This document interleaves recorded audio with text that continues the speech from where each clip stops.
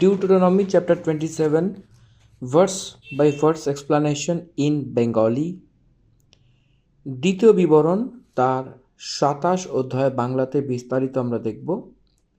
অনুগ্রহ করে আপনাদেরকে প্রস্তুত করুন এবং আপনারা আপনাদের পবিত্র বাইবেল গ্রন্থ নিয়ে প্রস্তুত হন। আসুন আমরা শুরু করি দ্বিতীয় বিবরণ, অর্থাৎ এই ডিউটেরোনমির তার 27তম অধ্যায় বাংলাতে এক এক করে আমরা পদগুলি ধ্যান করব এবং যেখানে যেখানে বলবো সেখানে প্রয়োজনীয় জায়গাতে আপনারা দাগাতে শুরু করবেন, আন্ডারলাইন করবেন, যেটা আপনাদের খুব প্রয়োজন হবে সেটা আমি বলে দেবো। আসুন আমরা শুরু করি। এই অধ্যায়টিতে যে কটি পদ লেখা হয়েছে সেটি হলো 26টি পদ, অর্থাৎ 26 ভার্সেস। এবং এখানে প্রথম 8টি পদের মধ্যে কানান দেশকে তারা প্রবেশ করার পরে সদাপ্রভু যা নিযুক্ত করেছিলেন সেই ধর্মকে তারা অনুকরণ করতে হবে বলে বলেছেন। 9 থেকে নিয়ে 13 পদের মাঝখানে দুটি পর্বতের বিষয়তে গিরিজিম, ইয়েবাল পাহাড়, এই দুটি পাহাড়ের মধ্যে আশীর্বাদ এবং অভিশাপের বিষয়তে একটা মর্ম, অর্থাৎ একটা গুপ্ত কথা 14 থেকে নিয়ে 26 পদ অবধি। এখানে 12টি অভিশাপ এখানে যে অনাজ্ঞাকারিতার বিষয়তে সে ব্যক্তির উপরে আসবে বলে বলেছিল। এই 27 অধ্যায়তে পুরো একটাই বিষয় রয়েছে, কথা মানা এবং কথা না মানা। কথা মানলে আশীর্বাদ, কথার অমান্য করলে অভিশাপ। এই 27 অধ্যায়তে আমরা দেখতে পারি। তো আসুন আমরা প্রথম পদ থেকে শুরু করি এবং এক এক করে আমরা পদগুলিকে ধ্যান করব এবং তার বিবরণ দেখব। পরে মোশি ও ইসরায়েলের প্রাচীন বর্গ লোকদিগকে এই আজ্ঞা করিলেন। দেখুন, এখানে মোশির সঙ্গে ইসরায়েলিদের বৃদ্ধ লোকদেরকে ইনভলভ করছিল সদাপ্রভু। শুধু মোশি না, মোশির সঙ্গে ইসরায়েলিদের সেই বৃদ্ধ লোকেদেরকেও, যে 12 গোত্রের লোকেরা ছিল, 12 গোত্রের সেই বৃদ্ধ লোকেরা সেই প্রবলেম সলভিংয়ের জন্য যেটার জন্য সলিউশন দিচ্ছিল, সেখানে মোশি অনেক কিছুই বলেছেন। এই 12 গোত্রের মধ্যে বৃদ্ধ লোকদের মধ্যে সদাপ্রভু ইনভলভ করেছিলেন। It is like a parliament. আমরা বুঝতে পারছি যে একটা শাসন সভা এবং পার্লিয়ামেন্ট কোন রীতিতে সব বড় লোকেরা বসে বিচার করে নির্ণয় নিচ্ছিলেন, সেটাকে পালন করতে হবে বলে যে আইনকে নিয়ে আসে, সেই প্রকারের বৈঠক তাদের মাঝখানে হয়েছিল বলে আমি যেটা ভাবি। মোশি একটা নেতার রূপে, বাকি লোকেরা মেম্বার্সের রূপে, সদস্যের রূপে, তার ভাষাতে সরল রূপে যদি বলা যায় তো অ্যাসোসিয়েশন অ্যাক্ট, সেই হিসাবে যদি বলি তো মোজেস চেয়ারম্যানের রূপে, বাকি লোকেরা এক্সিকিউটিভ বডি মেম্বার্সের রূপে, এসব লোকেরা যেটা নিয়েছিল সিদ্ধান্ত, মিনিটস বুকে লেখা হলে সেটা জেনারেল বডি, সেই সদস্য প্রত্যেকজন পালন করা, সেই রীতিতে এখানে আমি এটা মনে করছি। প্রথম পদে মোশি এবং সে বৃদ্ধ লোক যে 12 গোত্রের ছিল ইসরায়েলি, তাদেরকেও সেই জোরবার কারণে ইসরায়েলের বৃদ্ধ লোকের সমেত মোশি বলে আমি পড়েছি। যখন পড়ছিলাম সেখানে আমরা বুঝতে পেরেছি বৃদ্ধ লোক সমেত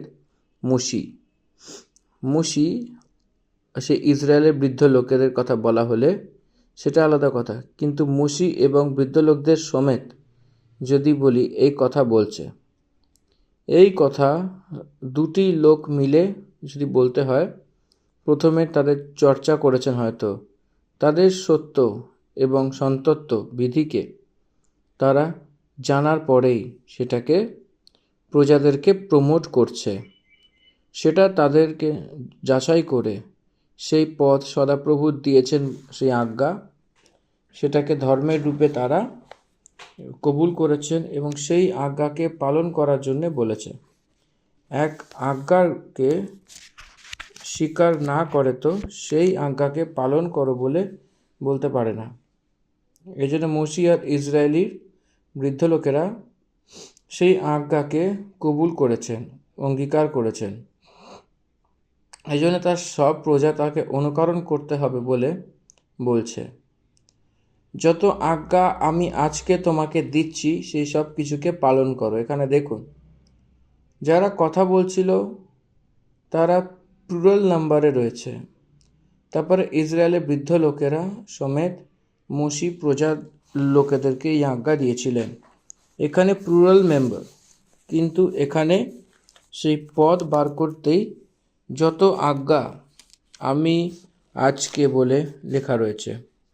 ধ্যান দিলে সেই তার উপরে কথাগুলিকে সেখানে বহু বচন দেখা দিচ্ছে, কিন্তু যে বলছে সেই কথার কাছে আমি আজকে এর অর্থ একাকিত্বে কথা বলছিল, সেই পরমেশ্বরের মহানতা।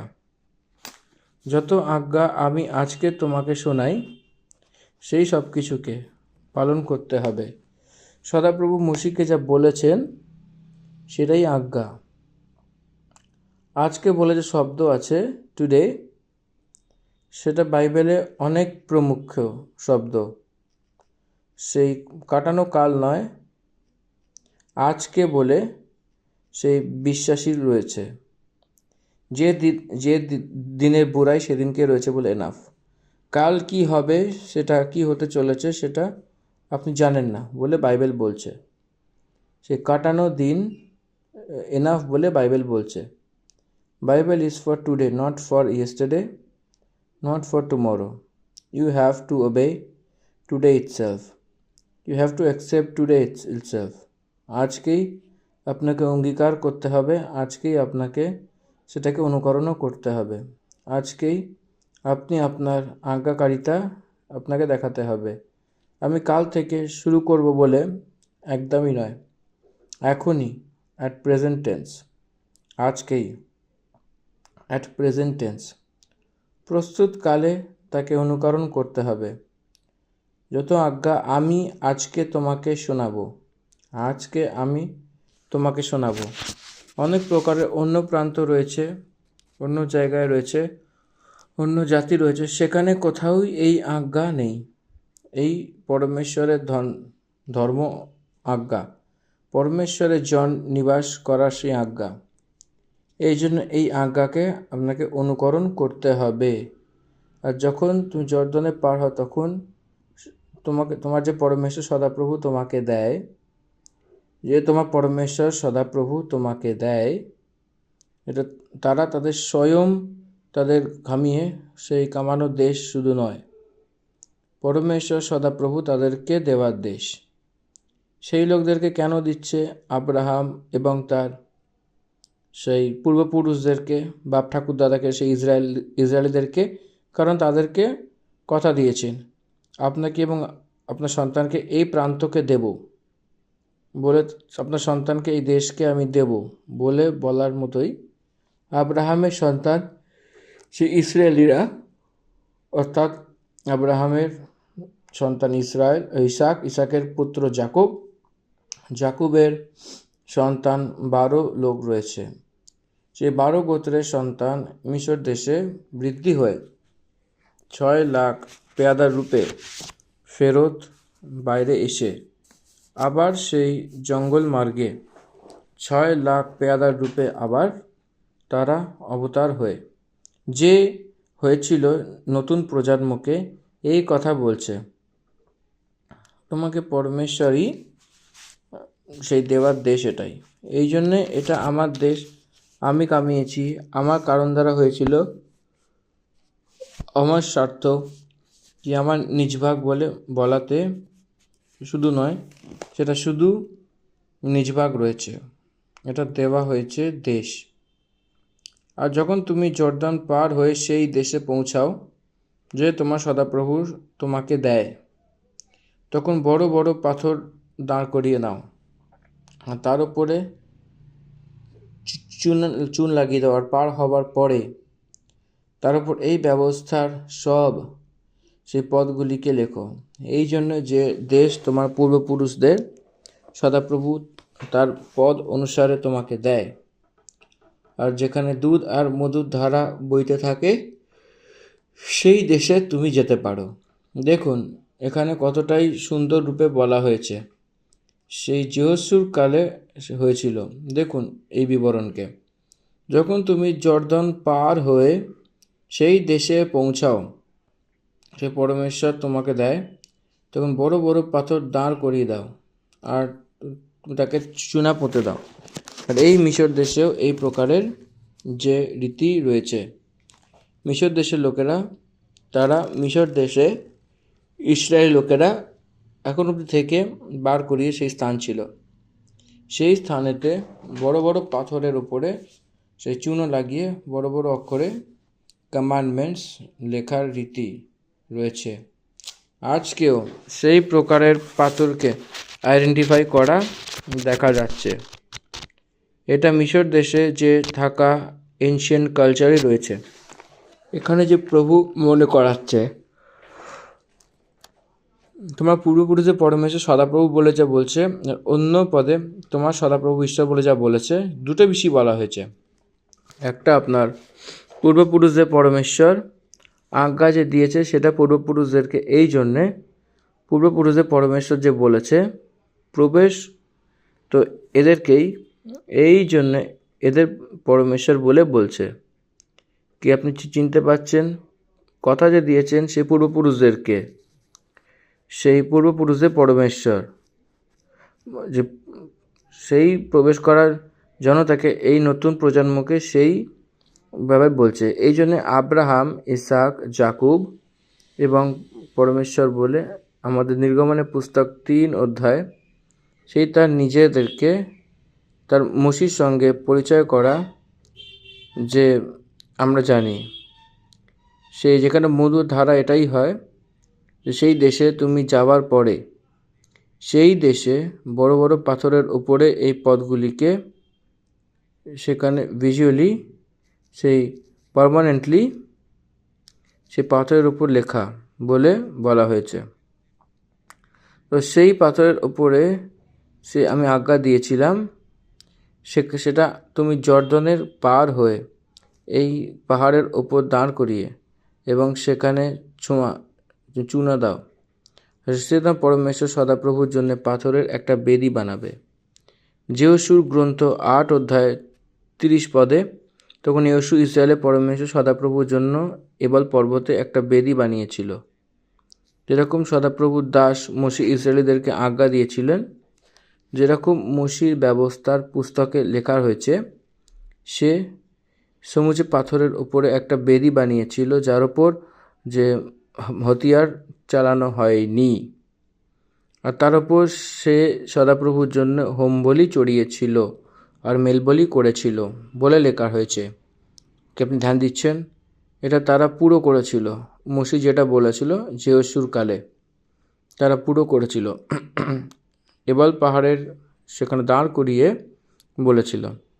এবাল মানে তার অর্থ এক রাশি, তার মানে অনেক পাথর এক জায়গায় দিলে কোন রীতিতে একটা ঢের হবে, মেটেরিয়াল থিংস এক জায়গাতে যদি রাখা হয়, আশেপাশে ঢেরকে এবাল বলা হয়। এবাল একটা পর্বতের নাম, সে পর্বতে রাখার কথা বলেছে। তারপরে বেদিকে বানাতে হবে এবং সেই বেদি যে বানানো হয় সেই হাতিয়ার না লাগা, সেখানে অস্ত্রশস্ত্র চালিও না, এবং সেখানে অগুন্তি পাথর বানিয়ে সেই আনকাউন্টেবল স্টোনস, এর মানে ন্যাচারালি সেই পাথর আসা থাকা উচিত। এর অর্থ সদাপ্রভু একটা পারপাসলি যে স্টোনসকে নিমিত্ত করে নিয়েছিলেন সেটার দ্বারা নির্মাণ হওয়া, নাকি ম্যান মেড অল্টার হওয়া উচিত নয়। গড মেড অল্টার হতে হবে। মনুষ্য তার হাত দ্বারা নির্মাণ করা অল্টার শুধু নয়, পরমেশ্বর সহজরূপে নিযুক্ত করে নেওয়া পাথরকে সেখানে একজোট করে সেখানে বেদি বানানো। এই জন্য সেই পাথরের সিলেকশন সে মনুষ্য দ্বারা সেটা পাওয়া গেছে, এর অর্থ অ্যাভেলেবিলিটি এসেছে বলে বলা হয়, সেটা পরমেশ্বর নিযুক্ত করেছে বলে অর্থ আসে। এই জন্য মনুষ্যরা এর পাথরকে নিয়ে একটা অস্ত্র দ্বারা নিয়ে সেখানে ছিলাম তার রূপে বার করতে হবে, সেই রূপে বানানো শুধু নয়। এটাকে কিন্তু আপনারা ভালো করে এটা কিন্তু বুঝবেন, কারণ এটার মধ্যে অনেক বড় একটা থিওরি আছে। সদাপ্রভু যে নির্মাণ করছেন, তো সেই পাথরকে সেই অস্ত্র না লাগার মতো যে পাথর হয় সেটা দিয়ে বানানো। সে নির্গমনের পুস্তকে 20 অধ্যায়তে 24 থেকে নিয়ে 26-এর মাঝখানে এই পদগুলিকে সদাপ্রভু তার দাস মসি প্রথম থেকেই বলে রেখেছে। সেই মাটি দিয়ে বেদি বানানোর কথা বলা হয়েছে। আর যদি পাথর দ্বারা বেদি বানাতে হবে, তো যেটা বেরিয়েছে সেই পাথর দিয়ে বানানোর কথা বলা হয়েছে। যদি অস্ত্র লাগে তো সেটা অপবিত্র হয়ে যাবে। বেদি পরমেশ্বরের প্রত্যেক রূপে বানিয়ে নিয়েছিলেন। এই জন্য সেই বেদিকে মনুষ্যের হাত দ্বারা একটা এক্সট্রা বানানো পরমেশ্বরের পছন্দ নয়। এই জন্য সেই বেদিকে, যেটা অস্ত্র না লাগা পাথরকেই নিয়ে বানানোর জন্য বলা হয়েছে। আর তারপরে সেই বেদিতে তারপর পরমেশ্বর সদাপ্রভুর বেদি অগন্তি পাথর বানিয়ে তার উপর তার জন্যে হোম বলি চড়ানো এবং সেই মেল বলিও চড়িয়ে ভোজন করা এবং তার পরমেশ্বর সদাপ্রভুর সম্মুখে আনন্দ করা। বেদির কাছে 2টি বিষয় বলা হয়েছে। এক, হোম বলি। হোম বলির মানে ধন্যবাদের দেওয়া সেই বলি। হোম বলি মানে ধন্যবাদ দ্বারা যেটা দিচ্ছে সেই হোম বলি বলা হয়। তারপরে যে মেল বলি বলা হয়, সে পরমেশ্বর দ্বারা মেলানো সেই বলি। পরমেশ্বর দ্বারা সেই মেল মনুষ্য দ্বারা আরাধনা পরমেশ্বর। সেই হোম বলি পরমেশ্বরকে দেওয়ার সময় সেটা একটা সুন্দর সুগন্ধ রূপে স্বীকার করা সেই বলি। পরমেশ্বরের সম্মুখ সেই মেল বলি পরমেশ্বর দ্বারা সেই মেল নিয়ে এসেছে বলে দেখানো বলি। এই জন্যে এই যে 2 বলিকে যখন আমরা পালন করব, পরমেশ্বর দ্বারা যে মেলকে অনুভব করা, পরমেশ্বরকে স্তুতি আর আরাধনা করার বিষয়তে বলি চড়িয়ে সে আনন্দ হয়। এই জন্যে আপনি আনন্দ করতে হবে, তো এই 2টি বলিকে চড়িয়ে সেই করা অনুভব তার অন্তরে আসা উচিত। আপনি পরমেশ্বর দ্বারা মেল করার অর্থ পাপের ক্ষমা। বিনা পাপের ক্ষমা করে কোনো পরমেশ্বর দ্বারা মেল করতে পারবে না। এই জন্যে পাপের ক্ষমাকে পেয়ে পরমেশ্বর দ্বারা সেই মেল ঘায়াল হওয়ার পরে আরাধনা করার সেই মন আপনার আসবে। এইটা কখনো আমাদের ভোলা উচিত নয়। 8 পদ। আর সেই প্রস্তরের উপরে এই ব্যবস্থার সমস্ত বাক্য অতি স্পষ্ট রূপে লিখিবে। এই ব্যবস্থার সম্বন্ধিত সেই পদগুলিকে 10 কমান্ডমেন্টস পাথরের উপর লেখা। আর মসি এবং লেবি যাজকগণ সমস্ত ইসরায়েলীয়কে কহিলেন, হে ইসরায়েল। ধ্যান দেবেন এখানে শুরুতে প্রথম পদে পূর্বপুরুষদের বিষয় জেনেছি, অর্থাৎ বৃদ্ধ লোকদের বিষয়ে কথা বলেছি। মসির সঙ্গে বৃদ্ধ লোকেদের আজ্ঞার বিষয়তে বলা হয়েছে। এখানে আসতেই সেই লেবি যাজকদেরকে জুড়েছিল মসির সঙ্গে। বৃদ্ধ লোকের মানে 12 গোত্রের হেডস।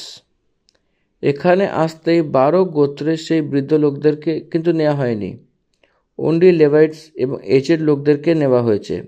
মানে যারা বয়স্ক বৃদ্ধ লোক তাদেরই কিন্তু এখানে নেওয়া হয়েছে। আর সেই বিষয়ে এখানে একটা বিস্তারিত রূপে আমাদেরকে একটা বর্ণনা দিচ্ছে।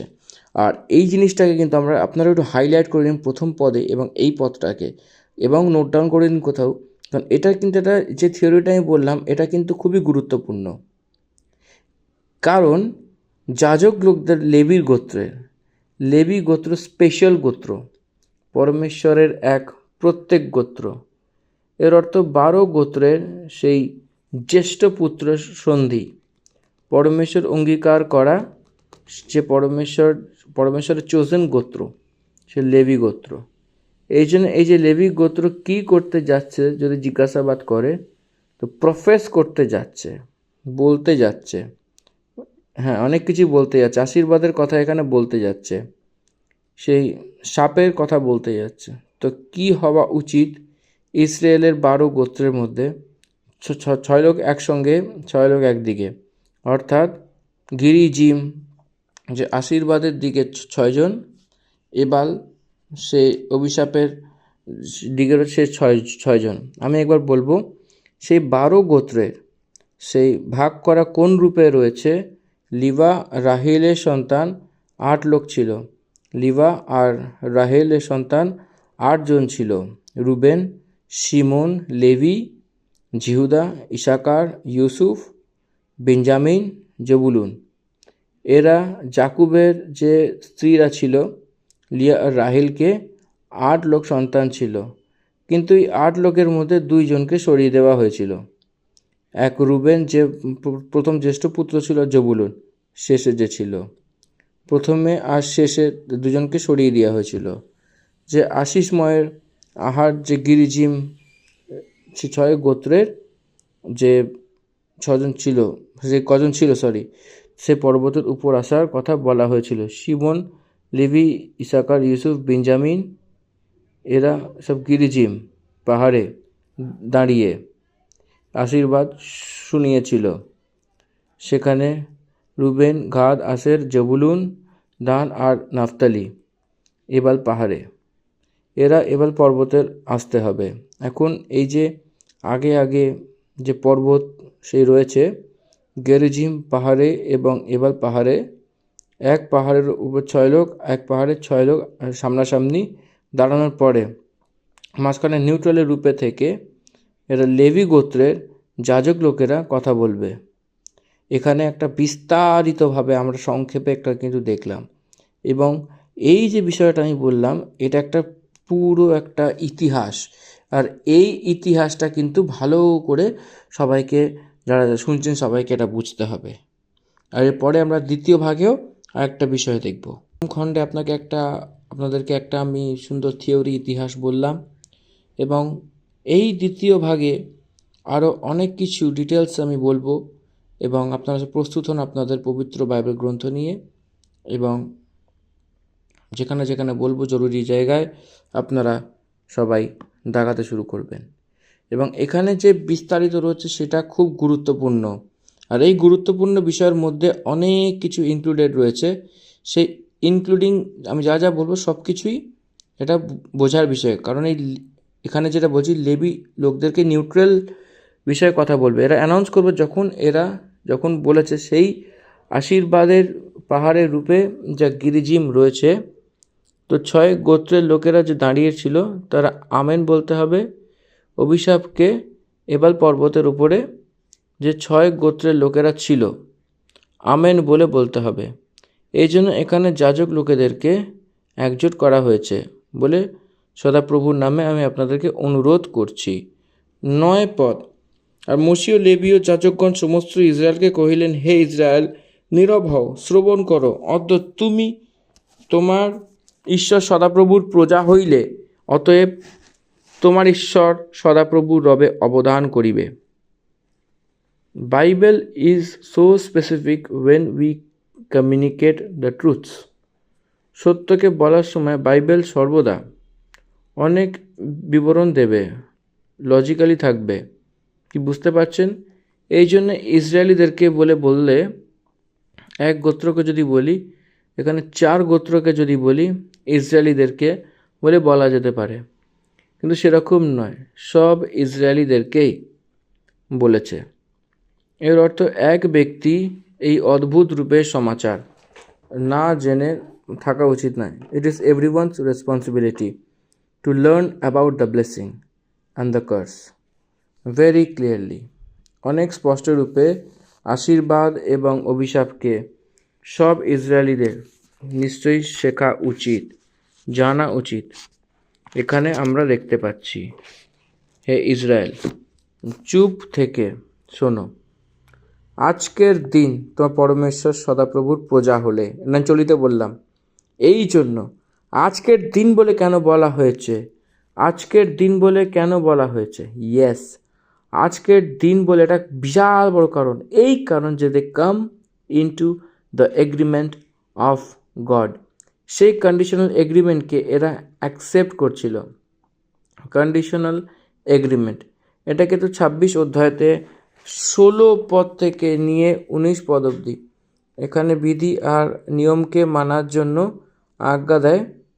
আমি এই সবাইকে পালন করব বলে পরমেশ্বরকে প্রমিস করেছিলাম বলে বলেছে। ইয়েস, সদাপ্রভুকে ইসরায়েল এগ্রিমেন্ট দিয়েছিল আর ইসরায়েলকে পরমেশ্বর এগ্রিমেন্ট দিয়েছিলেন। আপনি আমাদের পরমেশ্বর বলে তারা যদি বলে পরমেশ্বর আপনি আমার জন বলে তো এই জন্য এখানে হে ইসরায়েল চুপ থেকে শোনো, আজকের দিন তুমি তোমার পরমেশ্বর সদাপ্রভু হয়ে গেছো বলেছিলেন। সেখানে সে যীশু খ্রিস্ট পরমেশ্বর, এখানে পরমেশ্বরকে জানতেন। এর আগে থেকেই পরমেশ্বরও তাদেরকে জানতো। এখানে একটা এগ্রিমেন্টকে যে এসেছিল সেই দিন, এই জন্য আজকে বলে টুডে বলে বলছে আজকের দিন তুমি তোমার পরমেশ্বর সদাপ্রভুর প্রজা হইলে, সদাপ্রভুর প্রজা হয়ে গেছো। সে তার নিজের প্রজা হয়ে গেছে, সদাপ্রভুর প্রজা। When you made an agreement with God, you became the children of the people of God. কি আপনারা দেখছেন এই বিষয়টা? আমি আপনাদেরকে একটা এক্সাম্পল বলি। এক পুরুষ আর এক স্ত্রী অনেক কাল ধরে এক অপরকে জানতো। তো সেই পুরুষ আর সেই স্ত্রী এক অপরকে অনেক দিন আগে থেকেই জানতো। তাও তাদের বিবাহ যখন হয়েছিল তখন এক অপরের হয়েছিল এবং সে তার নিজের হয়ে যায়, তার আগে হয় না। যখন জানা আলাদা, সম্বন্ধিত সেই সহবাস সঙ্গতি আলাদা, কিন্তু স্বামী স্ত্রী রূপে থাকা সেটা আলাদা। কিছু কাল আগে সদাপ্রভু রয়েছেন আর ইসরায়েলি প্রজাও রয়েছে, কিন্তু এগ্রিমেন্টের কারণে প্রজা পরমেশ্বরের আর পরমেশ্বর প্রজার আসার মতনই সেই দিন আপনারা পরমেশ্বরের সেই প্রজা হয়ে গেছেন বলে বলা হচ্ছে। তো এগ্রিমেন্ট ইজ ইম্পর্টেন্ট। এই জন্যে আপনি বাইবেল জানেন, হয়তো অনেকবার সুসমাচার শুনেছেন, কিন্তু সেটাকে আপনি যখন রেসপন্স হওয়ার দিন সেই পরমেশ্বরের সন্তান সেদিনকে হবে, আপনাকে অনেকদিন আগে থেকেই সুসমাচার জানা যাবে। কিন্তু সেই সুসমাচারকে আমি বিশ্বাস করছি বলে হৃদয়তে বিশ্বাস করে অনেক খুলে সাক্ষ্য দিয়েছি। সেই দিন সেই বাঁচানোর সেই অর্থাৎ উদ্ধারকে পাওয়া দিন হবে, সেই কনসেপ্ট এখানে এক্সপ্লেন হচ্ছে। সেখানে পরমেশ্বর সদাপ্রভুর কথা মানা, সেই আজ্ঞার বিধি রয়েছে, আমি আজকে তোমাকে শুনিয়েছি, তার পালন করবে। এখানে বিবাহ সম্বন্ধিত প্রমাণ আমি বুঝতে পারছি। আপনি সদাপ্রভুর প্রজা হয়ে গেছেন এই জন্য, আপনি প্রভুর হয়ে গেছেন এই কারণে। From today onwards you are the wife of this man. এই যে রীতিতে বিবাহকে ডিক্লেয়ার করে, তারপরে সেটাকে পড়াশোনা করার জন্য যখন আজ্ঞা দেয়, যখন সেই বিষয়কে অঙ্গীকার করে, সেই স্ত্রীর রূপে তারা নতুন জীবনকে প্রারম্ভ করার মতো সেই ব্যক্তিকে অধীন হতে হবে, অধীন হবে। সেই রীতিতে এখানেও বলছে এই জন্য আপনি আপনার বিবাহতে তাকে সেই স্বামীর রূপে স্বীকার করেছেন, তার কথা মানতে হবে এবং সে যে আজ্ঞা দেন সেই বিধি সেটা তোমাকে যে শোনায় সেটাকে পালন করতে হবে। You must the follower of your head god.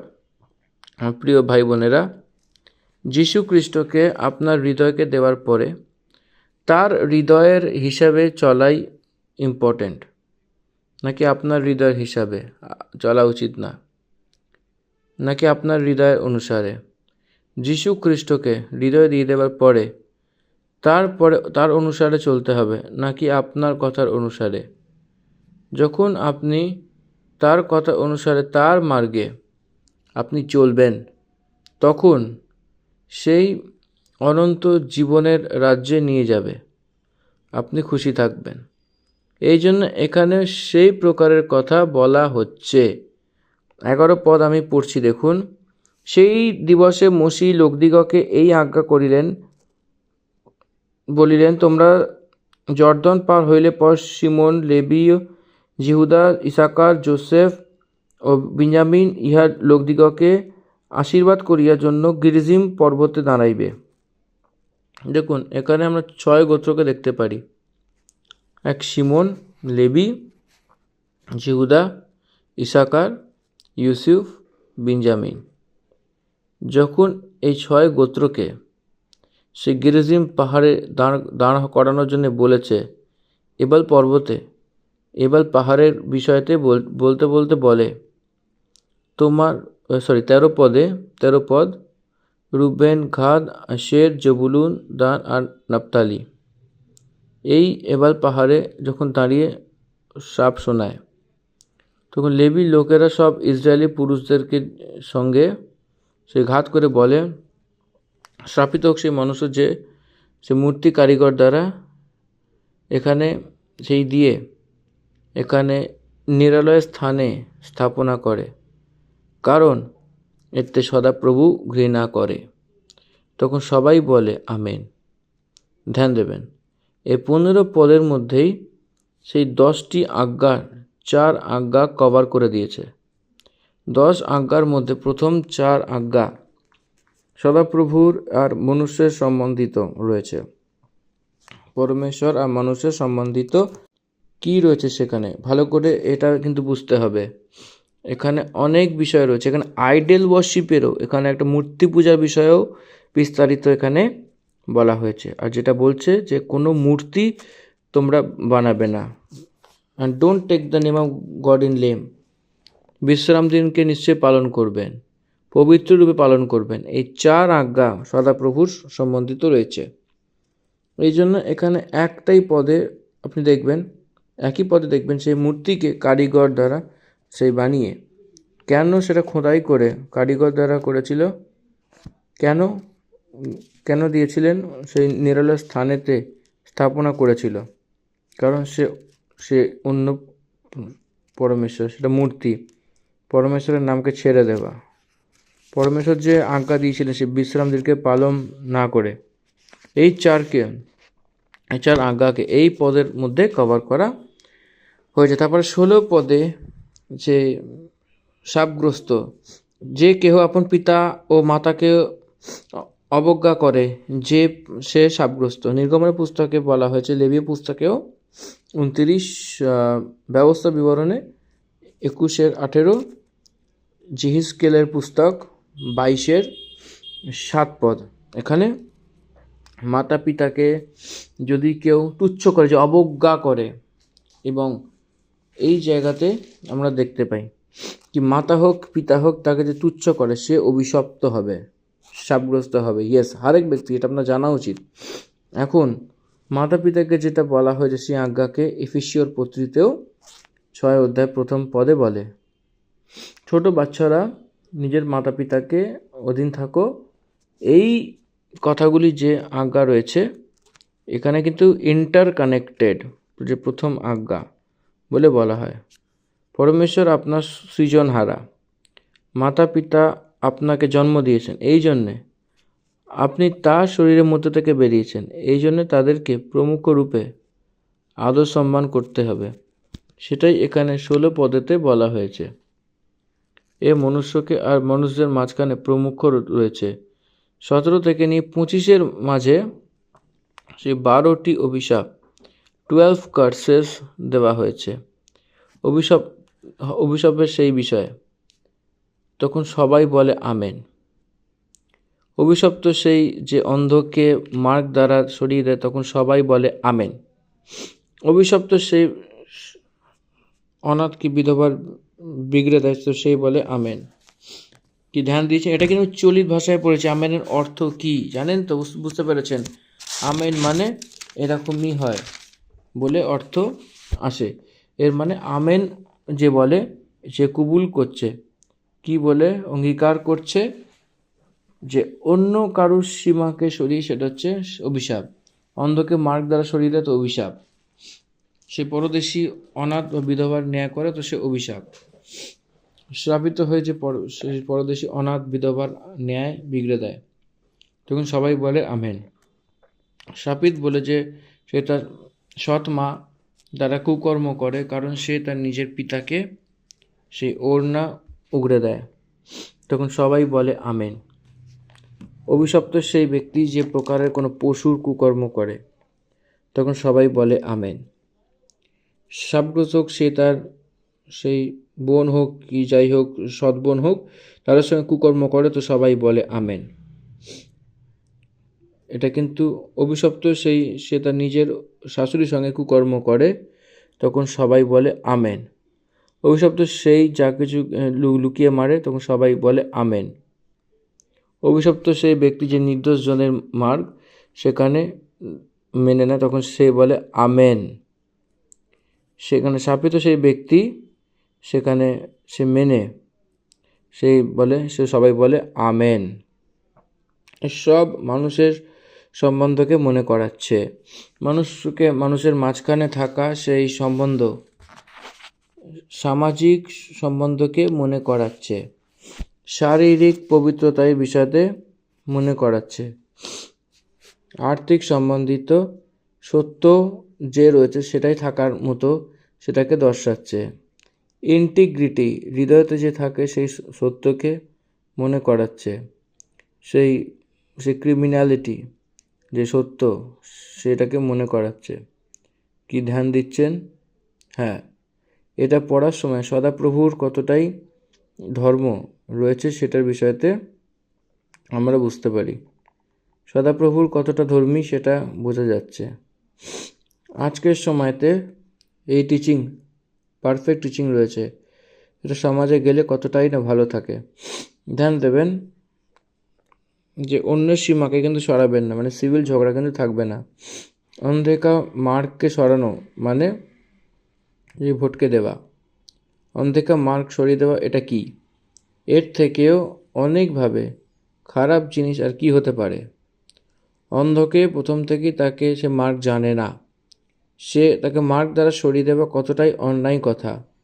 Exploitation, অন্ধই তো সে রয়েছে, কি করতে পারবে সেটা আমাদেরকে চিনতে পারবে না। না, বিদেশিকে, অনাথকে, বিধবাকে ন্যায় করে